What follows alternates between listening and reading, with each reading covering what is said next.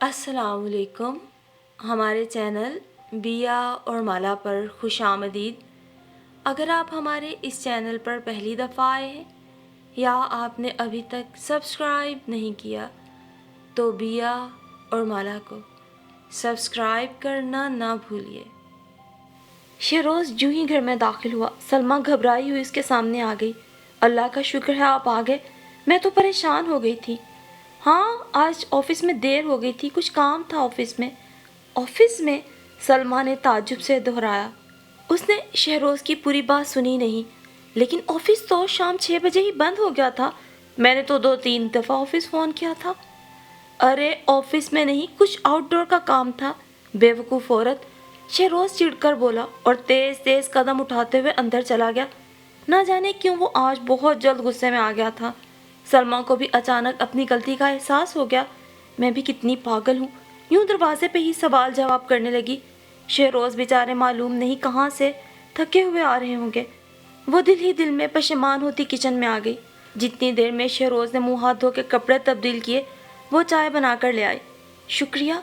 इस वक्त चाय की ज़रूरत महसूस हो रही थी। शहरोज़ ने चाय का कप हाथ में लेते हुए कहा, शहरोज़ सॉरी, मैंने आते ही आपसे पूछगिछ शुरू कर दी, हालांकि आप थके हुए आ रहे थे। ये उसकी हमेशा की आदत थी। उसे अपनी गलती का फौरी तौर पे एहसास हो जाता और वो माजरत करने में ताख़ीर भी ना करती। कोई बात नहीं, आइंदा ख्याल रखना, शहरोज़ ने मुस्कुरा के कहा।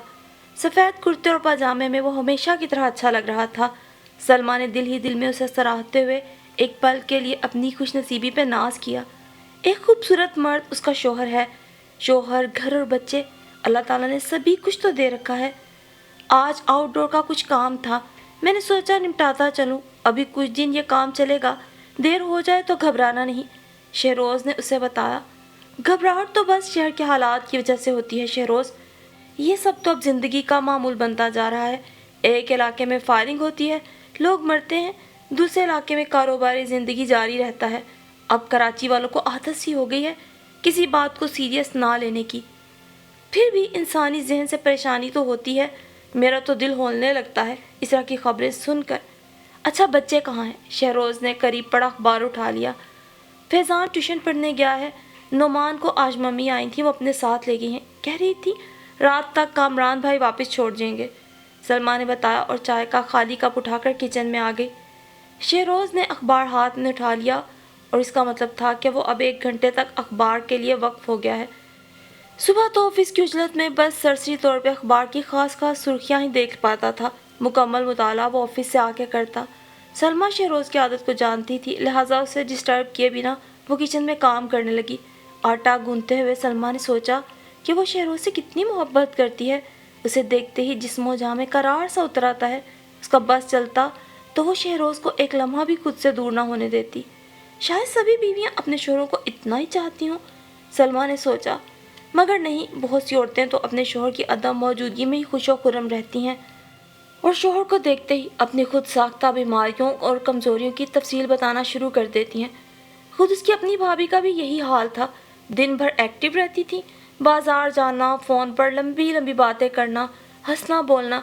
लेकिन जैसे ही शाम के साए ढलते और कामरान भाई के आने का वक्त होता, वो बेड पे लेट जाती।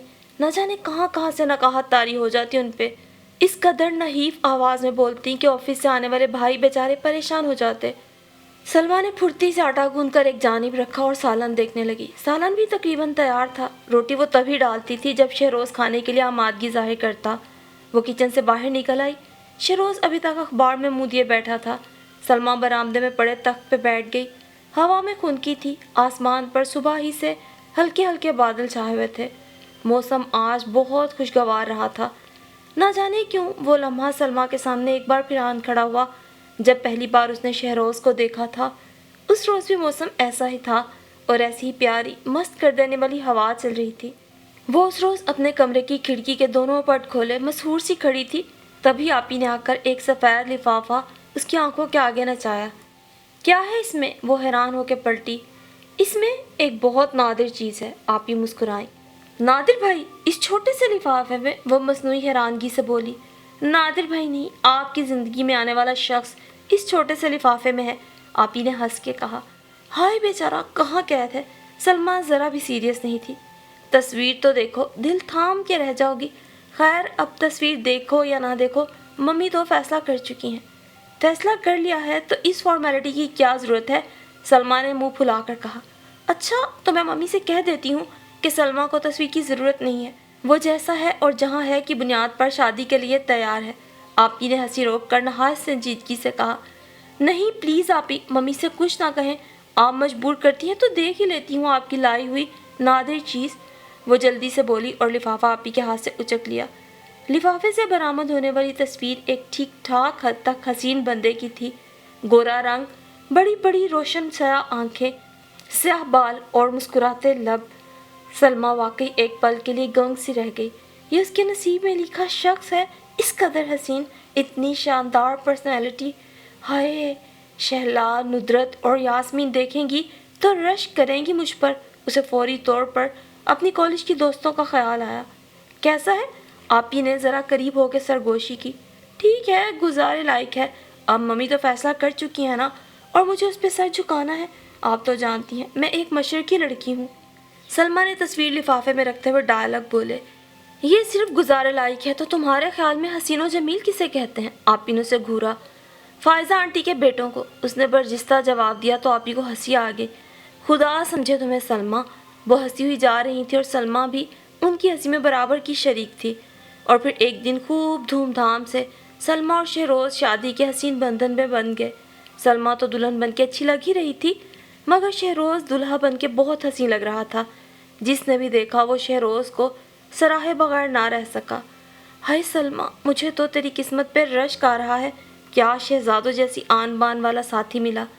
سلمیٰ کی ہر دوست نے تقریباً اسی طرح کے جملے کہے۔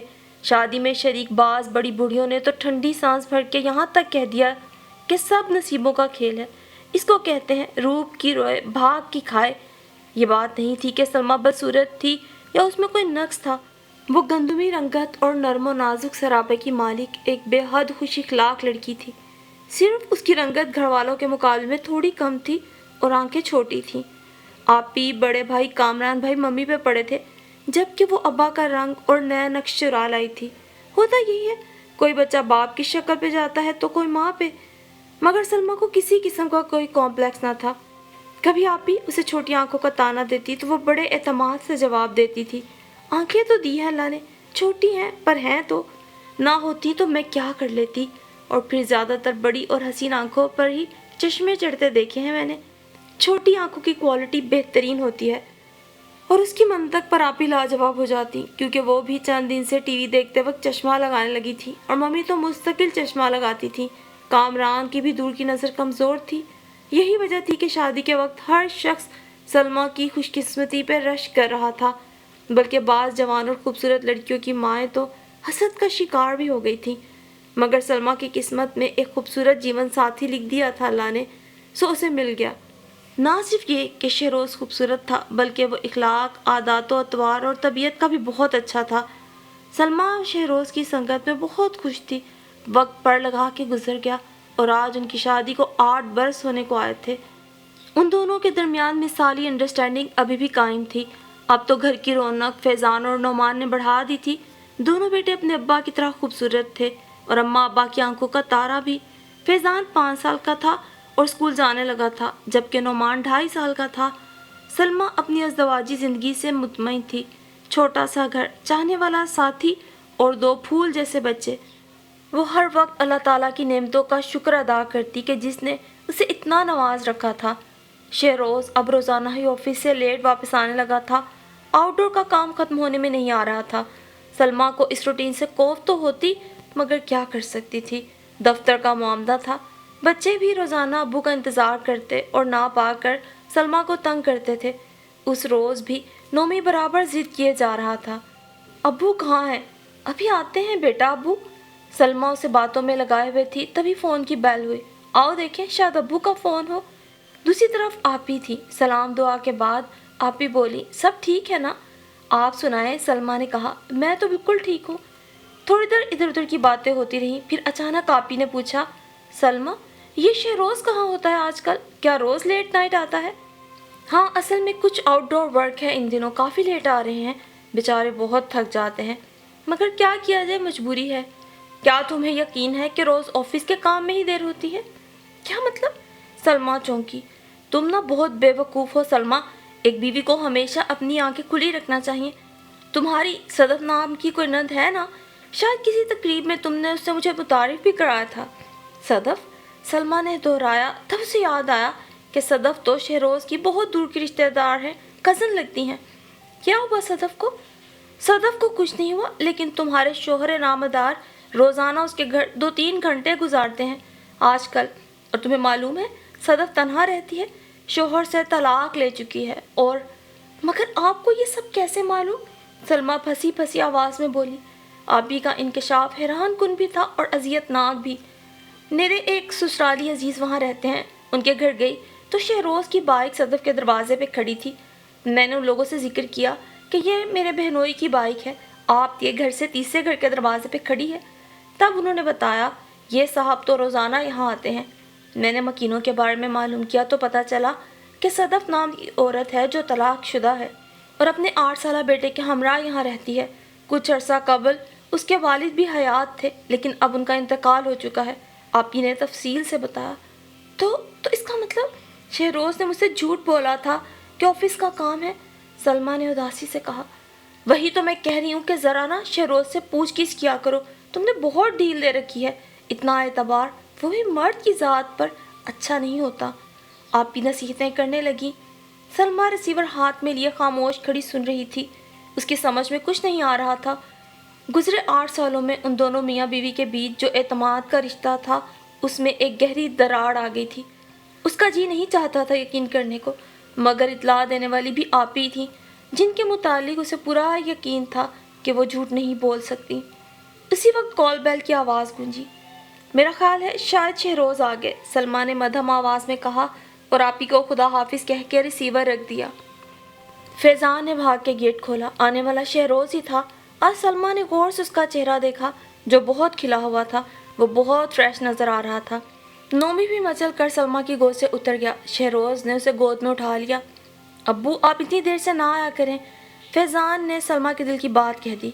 کیا کریں بیٹا، مجبوری ہے، ابھی اور چلے گا یہ کام؟ شہروز نے فیضان کے گال تھپ تھپائے، پھر بڑی مظلوم سی شکل بنا کر سلمیٰ کی طرف دیکھا۔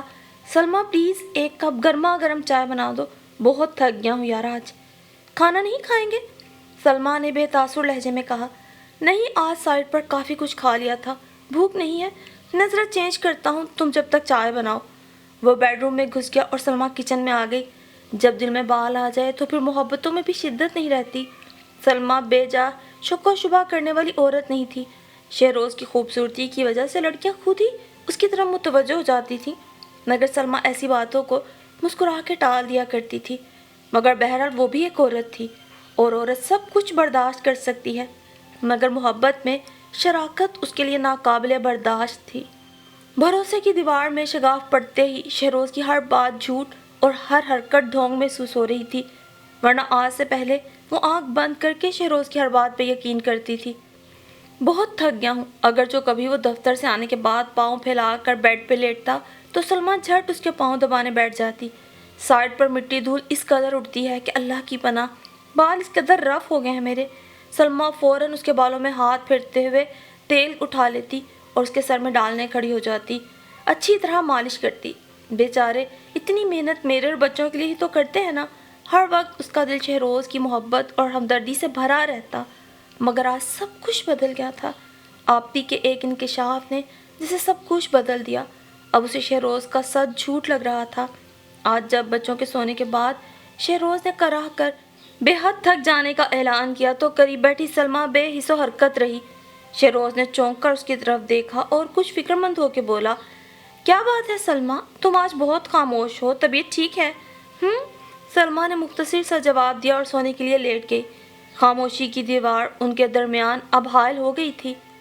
پھر 2-3 دن اسی طرح گزر گئے۔ سلمیٰ اور شہروز کے درمیان چپ کا ایک نظر نہ آنے والا پردہ تنا رہا۔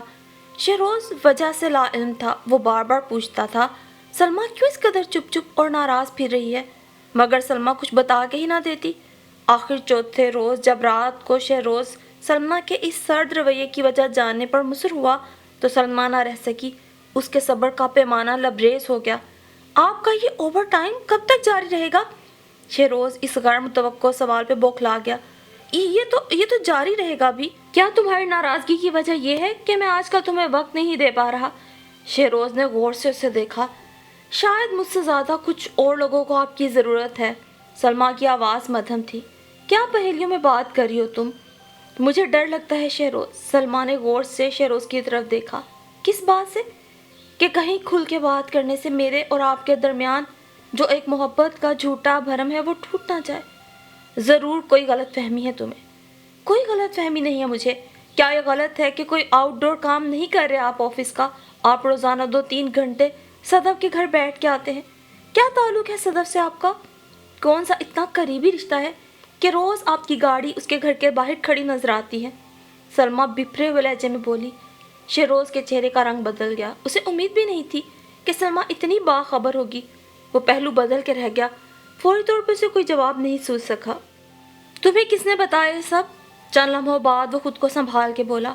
کسی نے بھی بتایا ہو شہروز، اعتماد کا شیجا کرچی کرچی ہو کے بکھر گیا ہے۔ آپ مجھ سے مسلسل جھوٹ بولتے رہے، مسلسل دھوکے میں رکھتے آئے ہیں مجھے۔ سلمیٰ کی آواز بھرا گئی۔ شہروز خفت سے مسکرایا۔ ایسی کوئی بات نہیں جان، وہ بڑے پیار سے بولا۔ میں صدف کے ہاں جاتا ہوں، اب تم سے جھوٹ نہیں بولوں گا کیونکہ تم سب کچھ جان گئی ہو۔ اصل میں شہری اس کا بیٹا مجھ سے بہت مانوس ہے، بس اسی کی وجہ سے چلا جاتا ہوں۔ صدف سے میرا ویسا کوئی تعلق نہیں جیسا تم سمجھ رہی ہو۔ شہروز نے اسے سمجھایا۔ اگر آپ کے دل میں کوئی بات نہیں تھی تو مجھ سے جھوٹ کیوں بولا؟ آؤٹ ڈور کام کا بہانہ کیوں بنایا؟ وہ تو بس یوں ہی۔ شہروز کو کچھ نہ سوچ سکا سو اس نے خاموشی اختیار کی۔ سلمیٰ غم سے بھری نگاہوں سے اسے دیکھتی رہی۔ اگر سلمیٰ کے خدشات اور اس کے توہمات کو شہروز پوری شدت سے رد کرتا اور بھرپور طریقے سے اپنا دفاع کرتا تو شاید سلمیٰ اس کے اتنے بڑے جھوٹ کو معاف بھی کر دیتی، مگر یہاں انکار تھا بھی تو ٹوٹا پھوٹا سا، کوئی دلیل تھی بھی تو بے جان لہجے میں، کسی سوال کا کوئی ٹھوس جواب نہ تھا شہروز کے پاس، نہ ہی اس نے یہ یقین دلایا کہ اگر سلمیٰ کو شبہ ہوا ہے تو وہ آئندہ صدف کے گھر نہیں جائے گا۔ شہروز نے خاموشی اختیار کر لی۔ سلمیٰ کے پاس بھی کہنے کو کچھ نہ رہا۔ خاموشی کی دیوار پر جملے پھینکنے سے فائدہ بھی کیا تھا؟ اس بات چیت کے بعد شہروز نے دوسرے روز سے جلدی گھر آنا شروع کر دیا، مگر 1 آدھ ہفتے تک وہ اس روٹین کو قائم رکھ سکا۔ چند دنوں تک اپنی دانست میں سلمیٰ کی تسلی کرا کے وہ پھر دیر سے آنے لگا، اور جس روز وہ دیر سے آتا خود ہی وضاحت شروع کر دیتا۔ آج GM کے کام سے باہر جانا پڑا تھا، کیا کروں یار، نوکری کا مسئلہ ہے، اب انہیں منع بھی نہیں کر سکتا۔ جس روز گھر میں جلدی پہنچنے کی پلاننگ کرتا ہوں اسی روز دیر ہو جاتی ہے۔ وہ آپ بڑبڑاتا رہتا۔ سلمیٰ کوئی جواب نہ دیتی۔ ویسے بھی ان دنوں آپی کی سسرالی عزیزہ جو صدف کے گھر کے قریب رہتی تھی، ان سے سلمیٰ کا اب براہ راست رابطہ تھا۔ جس روز بھی شہروز صدف کے گھر جاتا وہ سلمیٰ کو فون کر کے اطلاع دے دیا کرتی تھی۔ کبھی کبھی سلمیٰ یاسیت سے سوچتی، شہروز کو کیا کمی ہے گھر میں، کیوں بھاگتا ہے وہ صدف کے پاس؟ میں نے اپنی تمام تر محبتیں اس پہ نچھاور کر دیں، اس کے گھر کو اپنے سلیقے سے سجا سنوار کے جنت بنا دیا۔ 2 خوبصورت بیٹے میرے وجود سے اسے ملے، پھر بھی نہ جانے کیا تشنگی ہے کہ جس کی پیاس اسے صدف کے گھر لے جاتی ہے۔ بار بار اس کے قدم انہی راستوں پہ اٹھتے ہیں، اور اس الجھن کو سلجھانے کے لیے ایک رات وہ شہروز سے پوچھ بیٹھی، شہروز ایک بات سچ بتائیں۔ وہ اب شہروز سے بہت کم مخاطب ہوتی تھی۔ شہروز اس کے غیر متوقع تخاطب سے کھل اٹھا۔ ہاں کیوں نہیں، پوچھو، وہ والہانہ انداز میں بولا۔ پہلے آپ اپنی کسی عزیز ہستی کی قسم کھائیں کہ سچ بولیں گے۔ میری سب سے عزیز ہستی تو تم ہو، تمہاری قسم کھا کے کہتا ہوں، جو کہوں گا سچ کہوں گا۔ آپ نے صدف سے شادی کیوں نہ کی؟ شہروز کے چہرے پہ یہ بات سن کر ایک رنگ سا آ کے گزر گیا۔ کچھ خاندانی رنجشیں تھیں جن کی بنا پر ہماری شادی نہ ہو سکی۔ حالانکہ آپ نے بہت چاہا۔ سلمیٰ سب کچھ سننا چاہتی تھی، وہ خود اذیتی کے مراحل سے گزر رہی تھی۔ ہاں، ہم دونوں کی یہ خواہش تھی، مگر شاید تقدیر کو یہ منظور نہ تھا۔ تم میرے نصیب کا ستارہ تھی، جبکہ صدف کو کسی اور آنگن کا چاند بننا تھا۔ شہروز نے صاف گوئی کا مظاہرہ کیا۔ کیا صدف کی طلاق کا باعث بھی آپ تھے؟ نہیں، شادی کے بعد سے طلاق تک میرا اس سے کوئی تعلق نہیں رہا۔ طلاق کے 1 سال بعد اس کی امی کا انتقال ہوا تھا، تب سے میری آمد و رفت شروع ہوئی ہے۔ یعنی اب تعلق ہے؟ ہاں، لیکن صرف شہری کی وجہ سے۔ وہ بن باپ کا بچہ ہے، میرے جان سے خوش ہو جاتا ہے میرا انتظار کرتا ہے۔ صدف سے کبھی میں محبت کرتا تھا، لیکن اب میں نے اس کی جگہ تمہیں دے دی ہے۔ نہیں چاہیے مجھے کسی کی جگہ، میں نمبر 2 ہوں، یہ احساس ہی مجھے مارے ڈالتا ہے۔ مرد کتنی آسانی سے اور خوبصورتی سے اپنی سابقہ محبتوں کا اعتراف کر لیتا ہے، اور عورت، کیا عورت یہ اعتراف کر سکتی ہے؟ کتنا دو رخا ہے آپ کا یہ معاشرہ۔ سلمیٰ دونوں ہاتھوں سے منہ چھپا کے رو پڑی۔ اب تک تو ہر بات پردے میں تھی، مگر آج شہروز کے اعتراف سے سب کچھ سامنے آ گیا۔ سلمیٰ کو لگ رہا تھا جیسے اس کے دل کی سطح پر کانٹے ہی کانٹے اگائے ہوں۔ شہروز نے پھر خاموشی کی چادر اوڑھ لی اور تھوڑی دیر بعد وہ آرام سے سو گیا، جبکہ سلمیٰ بے چینی سے پوری رات کروٹیں بدلتی رہی۔ دوسری طرف آپی تھی، جن کا کہنا تھا کہ وہ بیوی ہے اور بیوی بے حد پاورفل ہوتی ہے۔ اسے صدف کے معاملے میں نا شہروز کو یوں کھلی چھوٹ نہیں دینا چاہیے، بلکہ اس سے لڑنا جھگڑنا چاہیے، اس پر روک ٹوک کرنی چاہیے، اور اسے سزا دینے کے لیے کچھ عرصے کے لیے اگر میکے بھی جانا پڑے تو دیر نہیں کرنا چاہیے۔ لیکن سلمیٰ خود کو کسی اقدام کے لیے تیار نہ پاتی۔ لڑنے جھگڑنے والی اس کی فطرت نہ تھی۔ پھر سوچتی، لڑ جھگڑ کے محبت یا توجہ حاصل کر بھی لی تو کس کام کی؟ محبت زبردستی کا سودا نہیں۔ لڑائی جھگڑے سے تو وہ شہروز کے دل سے اور اتر جائے گی۔ یوں بھی لڑائی جھگڑے کا بچوں پہ غلط اثر پڑتا، اور بچے ان کی وجہ سے ذرا بھی متاثر ہوں، یہ سلمیٰ کو کسی طور گوارا نہ تھا۔ اسے فیضان اور نومی کو ایک مکمل انسان بنانا تھا۔ وہ ایک پڑھی لکھی اور باشعور عورت تھی، اور جانتی تھی کہ ماں باپ کی لڑائی جھگڑوں سے بچوں کی شخصیت پہ بہت برا اثر پڑتا ہے۔ ہاں اتنا ضرور تھا، شہروز کی محبت کا جو الاؤ دل میں روشن تھا، اس پر کسی نے ٹھنڈا پانی ڈال دیا تھا۔ اب نہ محبت رہی تھی اور نہ عشق، بس وہ اس کے بچوں کا باپ تھا، اس کا محافظ تھا۔ اس کے کام پہلے ہی کی طرح بھاگ بھاگ کے کرتی، اس کی ہر فرمائش منہ سے نکلتے ہی پوری کرنے کی کوشش کرتی۔ مگر محبت ان دونوں کے بیچ سے کہیں نکل گئی تھی، صرف سمجھوتا رہ گیا تھا۔ سلمیٰ نے صبر کی قبر میں اپنا وجود دفن کر لیا تھا، لیکن پھر بھی وہ جب کہیں کسی تقریب میں صدف کو دیکھتی تو اس کا چہرہ دہک اٹھتا۔ اسے زندگی میں اگر کبھی کسی سے شدید نفرت محسوس ہوئی تھی تو وہ صدف کی ہستی تھی۔ اگرچہ اس نے صدف کی طرح شہروز کو بھی معاف کرنے کی کوشش کی تھی، مگر وہ اس کوشش میں کامیاب نہ ہو سکی۔ خود صدف بھی اس سے کھچی کھچی رہتی۔ سسرالی تقریبات میں اکثر صدف سے سامنا ہو جاتا تو وہ منہ پھیر کے آگے بڑھ جاتی۔ جہاں صدف ہوتی وہاں سے سلمیٰ کترا کے گزر جاتی، جہاں سلمیٰ بیٹھی ہوتی صدف ادھر ادھر کا رخ کر لیتی۔ کہتے ہیں ہونٹوں نکلی کوٹھوں چڑھی۔ رضوانہ آپا جو کہ صدف کی محلے دار تھیں، ان کے ذریعے بیشتر خواتین کے علم نے ان کی چپلش کی وجہ آ چکی تھی، مگر سلمیٰ اور صدف بے خبر تھیں۔ وقت کا پہیہ چلتا رہا، بہت سارا وقت آگے بڑھ گیا، اور پھر سلمیٰ کی زندگی کی سب سے زیادہ منحوس گھڑی سر پہ آ گئی، جب ایک فون کال کے ذریعے اسے اطلاع ملی کہ شہروز کے اسکوٹر کو ایک ٹرک نے ٹکر مار دی ہے۔ حسب دستور ٹرک ڈرائیور فرار ہونے میں کامیاب ہو گیا تھا۔ چوٹیں اتنی شدید تھیں کہ شہروز چند ہی سانسیں لے سکا، اس نے سڑک پہ ہی دم توڑ دیا۔ شہروز کی جوان موت پہ ہر آنکھ اشک بار تھی۔ سلمیٰ کا تو صدمے اور غم سے برا حال تھا۔ ممی اور آپی اسے سنبھالنے کی کوشش کر رہی تھی۔ اسے یقین ہی نہ آتا تھا کہ شہروز اب اس دنیا میں نہیں ہے، لیکن آہستہ آہستہ گھر میں جمع رشتہ داروں کے ہجوم اور شہروز کے کفن میں لپٹے ہوئے وجود نے یقین دلا ہی دیا۔ اللہ تعالیٰ صبر دیتا ہے۔ سلمیٰ کو بھی نومی اور فیضان کی خاطر خود کو سنبھالنا پڑا۔ اب ان بچوں کا ماں کے علاوہ دنیا میں کون تھا؟ دادا دادی کا پہلے انتقال ہو چکا تھا۔ ایک چچا تھے جو نیروبی جا کر آباد ہو گئے، ان سے رابطہ صرف فون کے ذریعے ہوتا۔ شادی پہ بھی انہوں نے فون پر مبارکباد دی تھی، اور اب انتقال پر بھی ان کا فون ہی آیا تھا۔ انہوں نے اپنی فوری طور پر نہ پہنچ سکنے کی معذرت کرتے ہوئے سلمیٰ سے تعزیت کی تھی۔ سلمیٰ خاموشی سے سب کچھ سنتی رہی اور آنسو بہتے رہے، اور آنسوؤں کے سوا اس کے پاس تھا بھی کیا؟ شہروز کا صوم تھا۔ گھر میں سسرال اور میکے کے تقریباً تمام ہی لوگ جمع تھے۔ سلمیٰ بھی سادہ سے لباس میں ہاتھ میں تسبیح تھامے، سلمیٰ بھی ملگجے سے حلیے میں بیٹھی ہاتھ میں تسبیح تھامے درود شریف پڑھ رہی تھی۔ اچانک صدف کمرے میں داخل ہوئی۔ سلمیٰ کے لب ساکت ہو گئے، وہ اس کی کھلی ہوئی آنکھوں کے سامنے تھی۔ صدف کا چہرہ بھی اترا ہوا تھا، آنکھیں سوجی ہوئی تھیں۔ وہ ایک ایسے سمندر کی طرح خاموش اور پرسکون نظر آ رہی تھی جو اپنے اندر کئی طوفان چھپائے ہوئے بظاہر شانت رہتا ہے۔ اسے دیکھتے ہی سلمیٰ کے اندر ایک شدید لہر اٹھی، نفرت اور دشمنی کی لہر۔ کیوں آئی ہے یہ میرے گھر میں؟ یہ عورت جس نے میری ازدواجی زندگی میں زہر گھولا، یہ جو ہمیشہ میرے اندر کانٹا بن کے کھٹکتی رہی، جس نے مجھ سے وہ خوبصورت لمحے چھین لیے، جو مجھے شہروز کی سنگت میں محبت سے بسر کرنے تھے۔ ہم میاں بیوی کے درمیان انڈرسٹینڈنگ کا خاتمہ ہو گیا، جس کی واحد وجہ صدف کا وجود تھا۔ سلمیٰ کی سوگوار آنکھیں قہر برسانے لگیں، چہرہ تپ گیا، وہ ہولے ہولے کانپنے لگی۔ قبل اس کے کہ وہ تیر کی طرح اٹھتی اور جا کر صدف کا ہاتھ پکڑ کر اپنے گھر سے نکال دیتی، اس کے اندر رہنے والی صلح جو، امن پسند اور سمجھدار عورت اس کے سامنے آ کھڑی ہوئی۔ نہیں سلمیٰ، بری بات، وہ تمہارے گھر آئی ہے، اور گھر آئے مہمان کو باہر نہیں نکالا جاتا، خواہ وہ دشمن ہی کیوں نہ ہو۔ یہ آداب میزبانی کے خلاف ہے، اور پھر تمہارے اور اس کے درمیان وجہ تنازع تو اب رہا ہی نہیں۔ آپ کاہے کی نفرت؟ بلکہ اب تو وہ تم سے زیادہ مظلوم ہستی ہے۔ وہ کیسے؟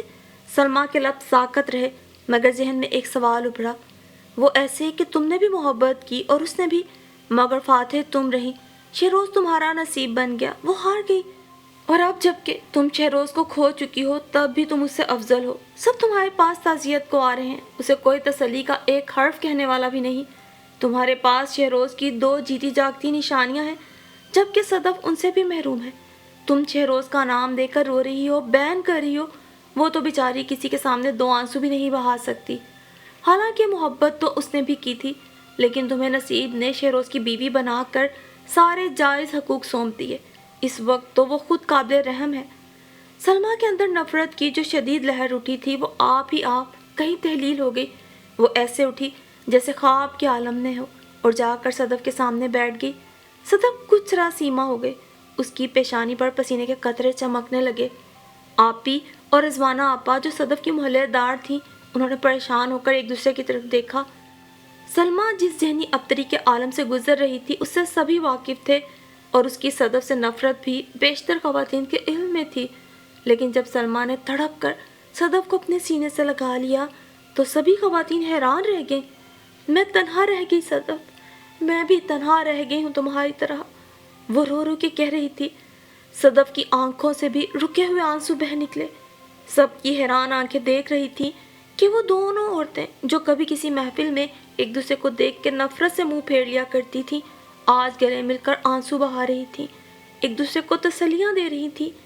شاید اس لیے کہ آج دونوں کا درد مشترک تھا، دونوں کے آنسوؤں پر ایک ہی نام لکھا تھا۔ آج دونوں نے بیوگی کی ایک سی چادر اوڑھ لی تھی۔ سلمیٰ رو رہی تھی، دل ہی دل میں نادم بھی تھی کہ کاش اس نے شہروز کی زندگی میں ہی صدف کے لیے اپنے دل سے کدورت اور کینہ صاف کر لیا ہوتا، اور صدف کو صرف شہروز کی پہلی محبت کے طور پہ ہی نہیں، بلکہ معاشرے میں ایک بیوہ کی حیثیت سے قابل رحم سمجھ کے اس سے ہمدردی جتائی ہوتی۔ آج آخر وہ بھی تو بیوہ ہو گئی تھی، صدف ہی کی طرح۔ سلمیٰ کی آنکھوں سے آنسوؤں کا سیلاب رواں تھا، جس میں ندامت کے ساتھ ایک سبق کی سیکھ بھی تھی، جو آج اسے مل گیا تھا کہ سچ ہے، انسان دوسرے کی تکلیف اور پریشانی کو تبھی سمجھتا ہے جب خود اس سے گزرتا ہے، جیسے آج سلمیٰ کو صدف کی بیوگی اور تنہائی کا احساس ہو رہا تھا، کیونکہ اب وہ بیوہ بھی تھی اور تنہا بھی رہ گئی تھی۔ سچ ہے، مصیبت اور پریشانی میں ہدایت بھی انہیں ہی ملتی ہے جو ہدایت کے طلبگار ہوا کرتے ہیں، ورنہ کئی لوگ تو ایسی پریشانیوں سے گزر کے مزید پتھر دل ہو جاتے ہیں۔ لیکن تھوڑی سی خدا ترسی انسان کے دل سے بڑے دشمن کی کدورت اور نفرت کو بھی دور کر سکتی ہے۔ سلمیٰ کی اور صدف کی رنجش کی یہ کہانی سننے کے بعد ہماری اللہ کے حضور یہی دعا ہے کہ وہ ہمیں دل کی سختی اور زبان کی تندی و تیزی سے محفوظ رکھے، اور اپنے مظلوم بندوں کے لیے ہمارے دل میں نرمی اور رحم کے جذبات پیدا فرمائے۔ آمین ثم آمین۔